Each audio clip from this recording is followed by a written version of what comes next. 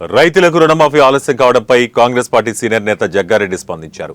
తాము అధికారంలోకి వచ్చిన 8 నెలల్లోనే రుణమాఫీ చేశామని, డేటా సరిగా లేకపోవడంతో మిగిలిన రుణమాఫీ ఆలస్యం అవుతోందన్నారు. రాహుల్ గాంధీ ఇచ్చిన మాట ప్రకారం రుణమాఫీ చేశామన్నారు. ఆర్థికంగా ప్రభుత్వం ఇబ్బందుల్లో ఉన్నప్పటికీ 18,000 కోట్లు మాఫీ చేశామన్నారు. దాచుకోవడానికి ఏమీ లేదని, డేటా సరిగా లేకపోవడం వల్లే మిగిలిన రుణమాఫీ కాలేదన్నారు. బీజేపీ నేతలు ఇందిరా పార్క్ వద్ద రుణమాఫీ జరగలేదని దీక్ష చేయడం విడ్డూరంగా ఉందన్నారు.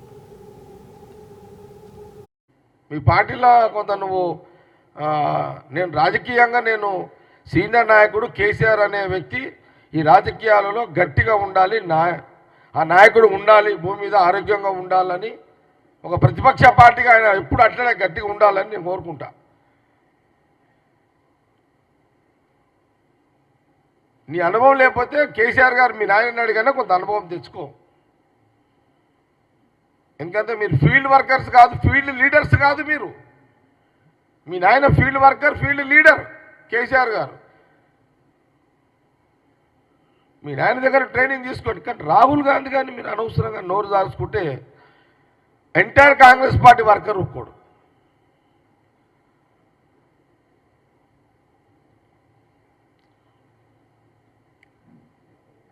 రాహుల్ గాంధీ శీలాన్ గురించి మాట్లాడే నైతిక హక్కు కేటీఆర్కి లేదు.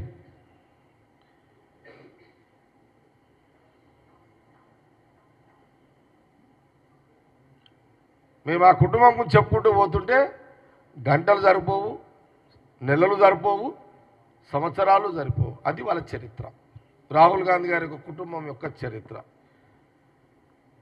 మీరు మళ్ళొకసారి రాహుల్ గాంధీ గారికి ఏదో ముట్టిందే ముట్ట చెప్పిరని మీరు బదలాం చేసి